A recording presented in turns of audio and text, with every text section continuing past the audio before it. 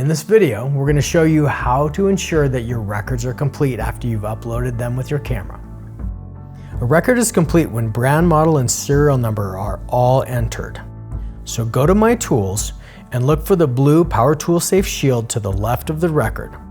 This symbol is the quickest way to confirm that this tool can now be traced all the way back to you. For example, if your tools were stolen and recovered by police 3 states away, by entering the brand, model, and serial number in our database, we can put whoever recovered your tools in contact with you. This only works on tools that are complete. So if you don't want to take the time to fill in all your tool information, use our cataloging service and we'll gladly do it for you. In My Tools, select all the tool records you would like us to complete, then scroll to the bottom and click Request Catalog. Now go to the Request Catalog tab and complete your order.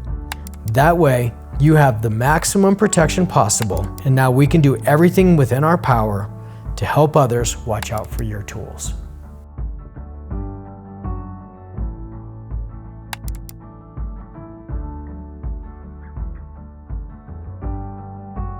For more information on how to protect your equipment, check out all the resources and videos on the Learning tab at www.powertoolsafe.com.